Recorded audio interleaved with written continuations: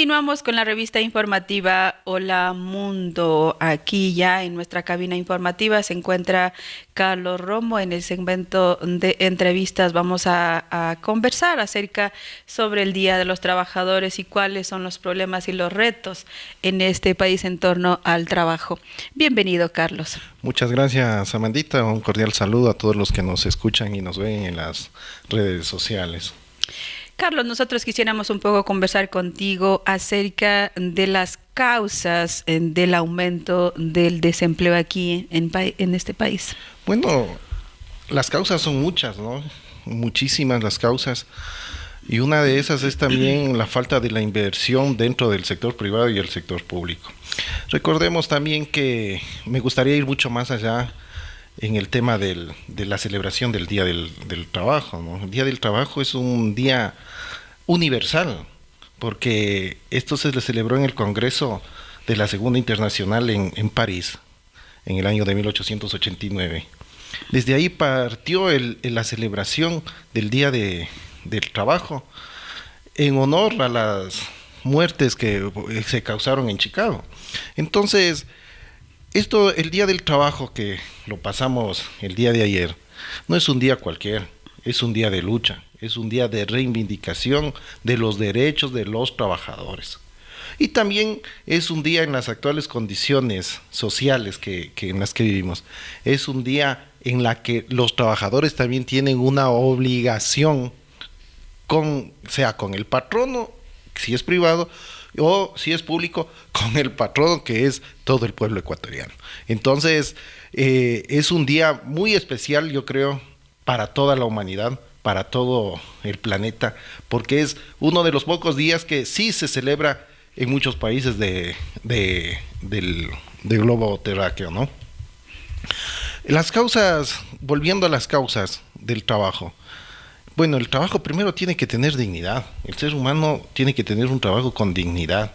Mira, las 8 horas laborables que tenemos es una conquista de luchas muy, muy duras durante todo el transcurso de la historia de la humanidad. Porque recordamos aquí en el Ecuador mismo, antes no eran, en los años 80 no eran 8 horas, de trabajo. Tenías que trabajar y ganarte el integral hasta el día sábado con el trabajo del mediodía. Gracias a las conquistas laborales, a la lucha social, a la lucha de la clase obrera, se logró que el trabajo también sea de 8 horas, de la jornada de 8 horas, porque el ser humano necesita 8 horas para trabajar, 8 horas para descansar y 8 horas para hacer lo que quiera, ¿no? Sí. Entonces es necesario mantenernos. Y mira, en Uruguay, en el gobierno de Pepe Mujica, se hablaba mucho de bajar la jornada de laboral, que tienen que ser 6 horas la jornada laboral. Pero eso bajo el concepto del gobierno de Pepe Mujica. Pero en otros países, ojalá la jornada laboral fuera de más de 12 horas, 14 horas. Considerando que ahora tenemos el síndrome, digámoslo así, de que yo soy mi propio patrono. Pero cuando eres tu propio patrono, no existe horario de descanso, o sea, no existe una hora limitada, no existe una jornada establecida. Entonces, son las nuevas formas de explotación laboral. Entonces, la situación de la falta de trabajo, yo considero que es la falta también de visión de las políticas y de los gobernantes. Yo esto sí voy a culpar a los gobernantes, porque bien o mal ellos son los que tienen la responsabilidad política para establecer las condiciones de que se genere el trabajo. Aquí en este país, mira, vamos a hablar de los gobiernos locales, los GAT. A los GAT, las únicas fuentes de trabajo que le han visto es verles a las instituciones como haciendas, en donde doy trabajo a mis amigos, en la burocracia, dentro de la burocracia. Y a través de la gestión de la contratación en obras de adoquinado, de cemento y cosas de esa naturaleza. Pero no hemos visto con una proyección a futuro de cómo voy a generar el trabajo.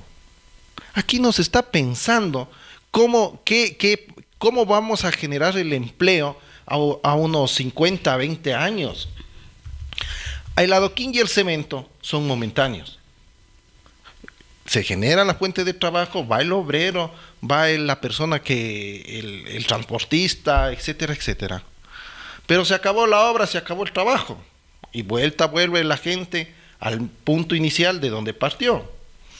Entonces, la obligación de los gobiernos locales también es planificar cómo vamos a generar el trabajo, cómo se va a generar en el futuro el trabajo. Mira, igual hay, como tú decías, hay unas múltiples causas debido a la falta de trabajo, de empleo, de garantías laborales, y estamos viendo que ha aumentado este sector que tú dices, ¿no? Este sector de cada uno está promoviendo su trabajo, este trabajo informal. ¿Qué tipo de trabajo informal se está promoviendo? Al momento que se promueve cualquier trabajo, no hay las garantías. ¿Cuáles son las condiciones? ¿Por qué este país no garantiza unas verdaderas condiciones para que podamos nosotros tener un trabajo digno? Mira, el trabajo informal, yo tengo mi buen amigo Carlos Caiza, que es presidente de la Federación de Trabajadores Autónomos. Decía, no es trabajo informal porque nosotros somos trabajadores autónomos. Uh-huh. Trabajamos de forma autónoma, con nuestro poquito capital es lo que invierten y siguen laborando.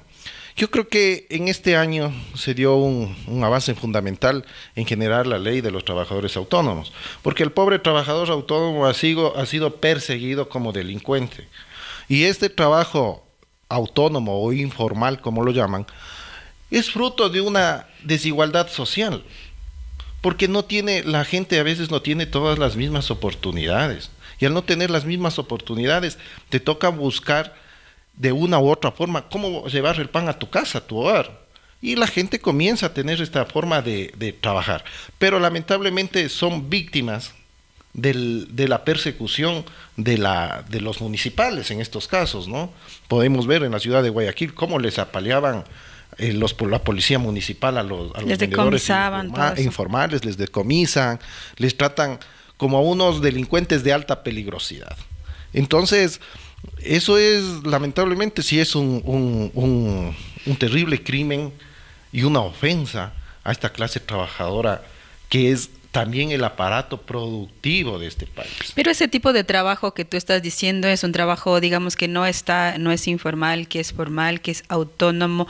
¿Crees que está garantizando una vida mejor? ¿Crees que está sobreviviendo? ¿Cuáles son las condiciones de esos trabajos autónomos? ¿Hay las garantías en este país de que pueda mejorar su calidad de vida, de que su familia pueda tener educación, vivienda, buena alimentación? De ninguna forma. Es un trabajo de sobrevivencia. O sea, sobreviven. O sea, es la cuestión de parar el hambre. No es la cuestión de que voy a mejorar mi condición de vida. No es imposible que con este nivel de trabajo puedas tener una vivienda adecuada para la familia. No, es un tema de sobrevivencia, de alimentarse, y la gente se siente conforme porque por lo menos tienen algo para llevar al estómago. Versus a que no puedan llevar absolutamente nada. Ahora, con la nueva ley que salió en este año, que te vuelvo y repito, por lo menos ya hay una garantía para estos vendedores autónomos. Que no sean criminalizados. Que no sean criminalizados, que no les vean como delincuentes. Versus, y yo aquí voy a hacer una discrepancia, o sea, el trabajador autónomo, los choferes, por decirte, ¿no?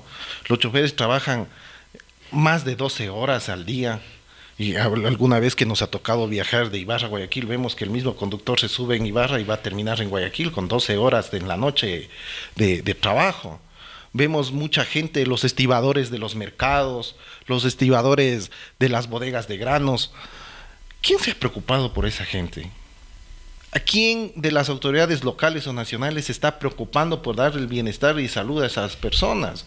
Vemos que hacen hasta sobreesfuerzos humanos porque se bajan 2 quintales al hombro, que eso a su vejez le va a traer consecuencias en la salud.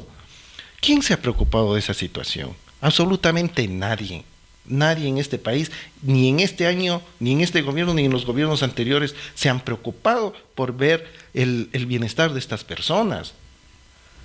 Vemos que los dueños de las bodegas son multimillonarios, digámoslo así, en relación a los trabajadores. Los trabajadores. ¿Y quién se ha preocupado de decirle, oiga señor, usted tiene también que contribuir con sus utilidades a la gente que da su esfuerzo físico? Porque lo que dan el esfuerzo físico son personas que no tuvieron oportunidades de estudiar, de mejorar, de mejorarse académicamente, etcétera, etcétera. No tuvieron esas oportunidades. Pero son explotadas. En este país hay una sobreexplotación al trabajo, y no solo aquí, en Latinoamérica en general, con sus diferentes causales en uno u otro país, pero en fin, hay una explotación en Latinoamérica a los trabajadores. Ahora, en el sector público, yo soy a veces muy crítico del sector público, porque lamentablemente en el sector público todas estas luchas sociales que se han tomado y se han formado el sindicalismo, los sindicatos, que yo comparto con los sindicatos, pero no comparto con las dirigencias de los sindicatos, porque parece que son dirigentes eternos, ¿no? Dirigentes que nunca van a salir del sindicalismo, porque le han hecho una forma de vida ser dirigente de algunos sindicatos de trabajadores. Y lamentablemente son personas que no han tenido una educación política para afrontar el reto de ser dirigente sindical. Entonces, cuando se sientan como dirigente sindical, lo primero que hacen es conversar y negociar, no en forma colectiva, sino a veces hacen negocios de forma individual para satisfacciones o buscar el empleíto para la familia, para el hijo, etcétera, etcétera. A ese nivel se ha llevado... Se aprovechan de la organización sindical. Entonces, yo no estoy de acuerdo con esos dirigentes sindicales que no tienen una formación política, no tienen una orientación a dónde conducir a su sindicato. Y peor aún, no tienen ellos mismos, no han logrado resolver a veces ni los problemas de vida de ellos y se meten a resolver los problemas colectivos de los trabajadores. ¿Crees que el sindicalismo, los gremios están estancados? En los años 70 no ha habido avances, logros, o ¿en qué situación se encuentran? Yo creo que los sindicatos, el problema es que las nuevas generaciones no se han empoderado del tema del sindicalismo, y no se han empoderado desde la dirigencia, porque también han sido impedidos por estos viejos dirigentes del sindicalismo de que ellos avancen. Yo te pongo un ejemplo aquí, el sindicato de choferes. Yo no tengo nada en contra del secretario general del sindicato de choferes, pero yo le veo de Ibarra, yo le veo a este señor que es muchos años secretario general del sindicato, o sea, no sé cómo será su sistema electoral. Alguna vez me mencionaban algunos dirigentes de ahí del sindicato de choferes, pero es muchos años. O sea, yo creo que no debemos de empoderarnos si queremos un mejor país. Debemos de actuar democráticamente y debemos de empoderar a las nuevas generaciones que se hagan cargo de los sindicatos, no a nivel de todos, del sindicato de trabajadores de una u otra institución. Ahora, en lo privado, en las plantaciones de flores, prohibido hacer sindicatos, o prohibido agruparse, o prohibido reclamar derechos, porque el primero que reclame derechos está afuera, no le permiten reclamar absolutamente nada. Entonces, yo creo que sí hace falta mucho temple de parte de los gobiernos, y necesitamos un gobierno con mucho temple, con mucha capacidad para poner orden en estos aspectos. Y tomando en cuenta también que en un futuro, ya estamos hablando ahorita de la inteligencia artificial, en un futuro muy próximo, vamos a suprimir muchas fuentes de trabajo. Sí. Mira, yo veía un reportaje de un puerto en Alemania que solo necesitan una persona para que conecte los enchufles de los containers con congelador, y de ahí todo está robotizado. Han desaparecido cientos de fuentes de trabajo en un puerto en Alemania. Estamos próximos a que suceda esto acá, y ahí sí necesitamos que quienes estén de autoridades vamos trazando, proyectando qué va a suceder con el tema del empleo en 20 años, cuando estemos ya en un azote del tema de la inteligencia artificial. ¿Qué va a pasar con nuestra población? ¿Qué va a pasar con tanta mano de obra que tenemos aquí en el Ecuador que se encuentra desempleada? ¿Qué crees que debería hacer? Por ejemplo, bueno, aquí va a tardar mucho tiempo para un poco para que se pueda como implementar esta inteligencia artificial en las empresas privadas o públicas. Debería haber como algún bono para que la gente pueda. Yo creo que va a descansar más la gente. ¿Qué crees tú? Yo creo que no va a descansar, va a estar más desempleada, más desocupada. No va a tener fuentes de ingreso económico para su casa. Pero si se les da un bono, el Estado le garantiza algo para que pueda estar más, Mira, yo más creo, tiempo libre. no, yo creo que las universidades aquí cumplen un rol fundamental. O sea, las universidades, pero la verdadera universidad donde se hable de todos los temas de carácter científico, no donde esa universidad está muy politizada, muy apropiada, ¿no? Porque parecen las universidades propiedad privada, las universidades públicas parecen propiedad privada de ciertos grupos. Entonces, cuando las universidades comiencen a topar ya estos temas con profundidad, analizar de una forma más correcta, más clara, que a dónde se va a proyectar la sociedad ecuatoriana, podemos, y de ahí también los que estén dentro como autoridades, con el control político, desde la Asamblea, desde el Gobierno Nacional, los gobiernos autónomos, pueden también tomar decisiones y proyectar a dónde va. Yo creo que los bonos no dan ninguna solución. Mira, el bono de la pobreza creado por Yamil Maguad, no, por Abdalá Bucaram, si no estoy mal, desde Abdalá Bucaram, ¿ha solucionado los niveles de pobreza? Absolutamente no. No ha solucionado nada en sí. Entonces los bonos no te solucionan. Los subsidios, de la misma forma. El subsidio al combustible. El presidente Petro en Colombia está ya anunciando que hay que quitar el subsidio al combustible, ¿no? Entonces, los subsidios, si no focalizas los subsidios, ¿a quién das? También son mal enfocados. Mira, Petro dice, o sea, no lo digo yo, lo dice Petro, que hay personas que no tienen vehículo y por qué tienen que subsidiar a los que tienen vehículos o a los que utilizan el combustible para el contrabando o a los que utilizan el combustible subsidiado para la gran industria. Entonces, está ya Petro anunciando que hay que focalizar o ver la forma de cómo quitar los subsidios. Entonces, los bonos y los subsidios yo creo que no dan solución, más ahondan más los temas de pobreza, y lo que sí puede dar solución es encarrilar bien una política pública adecuada y proyectada para un futuro. Mira, y un poco ya yéndonos al tema del trabajo, del Día del Trabajador, hay muchas cosas que se podría abordar, y yo te planteaba la primera, que cuáles son las causas del aumento del desempleo y por qué esta economía neoliberal no crea empleo. A ver, ¿es posible que una economía neoliberal pueda garantizar los derechos de los trabajadores, pueda generar empleo o no?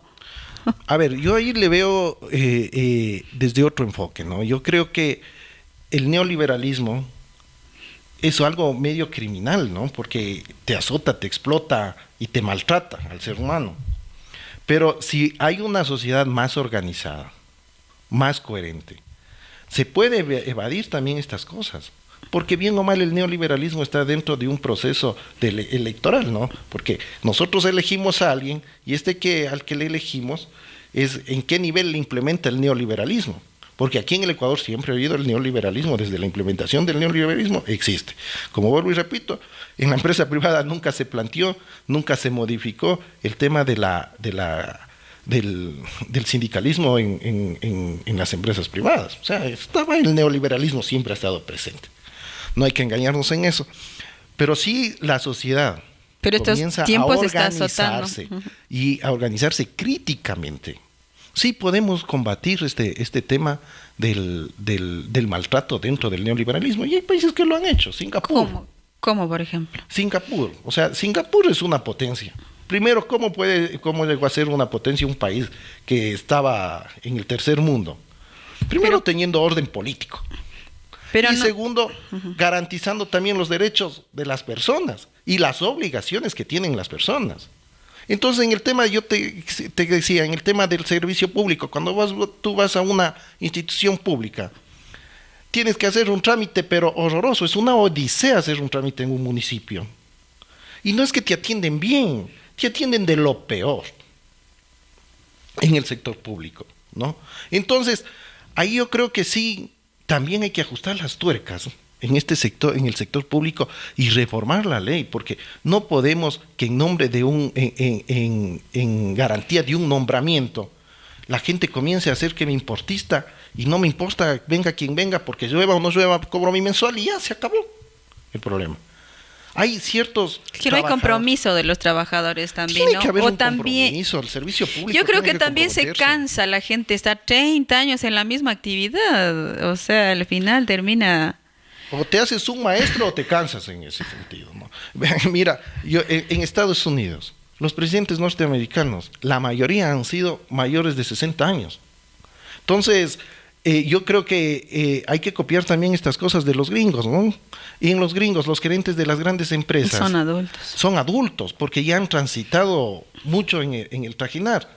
Entonces yo creo que en el servicio público también sí se debe de modificar, ver y copiar estas buenas cosas que tienen los gringos, porque los gringos tienen buenas cosas también, como tienen malas cosas, tienen buenas cosas. Lo bueno de los gringos hay que copiarlos y hay que implementarlos, hay que mejorarlos, como los chinos hicieron, o sea, copio, comparo y mejoro. Sí, mejorar.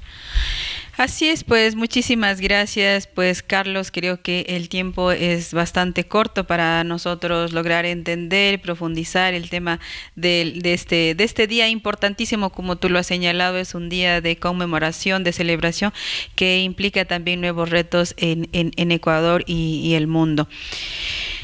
¿Qué crees que deberían hacer los trabajadores, la gente que está desempleada, la gente del pueblo? ¿Cómo darle un nuevo rumbo para poder garantizar este derecho humano? Mira, yo siempre llamo a la reflexión ciudadana. Hay que reflexionar en tiempos de elecciones a quién le das el voto, porque de eso depende mucho, de eso depende el empleo, de eso depende, como el sociólogo francés decía, el precio del poroto, la desnutrición, la prostitución, todo depende de a quién ponemos en el poder. Si ponemos a incapaces en el poder, tenemos un país desastroso, sin empleo, sin oportunidades, sin salud, sin educación, etcétera, etcétera. Entonces, la reflexión va mucho más allá, que la gente tiene que empoderarse, dejarnos de fanatismos, dejarnos de los momentos de elecciones, sino analizar con profundidad a quién le estamos entregando el poder. Entonces, si analizamos de esa forma, yo estoy más que seguro que hay gente muy capaz aquí en el Ecuador, que puede mejorar las condiciones de los trabajadores, puede mejorar las condiciones de vida de la gente en sí, y puede mejorar también y generar mayores empresas acá. Lamentablemente, quienes nos han gobernado, yo sé decir, no han logrado vender en su vida un huevo. ¿Y cómo van a solucionar el problema del empleo? No han generado un puesto de trabajo aparte que del empleo público. Entonces, ¿cómo pueden generar el tema de empleo o generar políticas para mejorar las condiciones del empleo y de los trabajadores? Jamás. Entonces, sí, es una culpa, mea culpa de los electores que no elegimos bien en el momento de las elecciones. Mucho que debatir, mucho que profundizar, analizar, pues como siempre es pertinente tu análisis, tu reflexión, tus comentarios aquí en la revista informativa Hola Mundo. Muchísimas gracias, Carlos.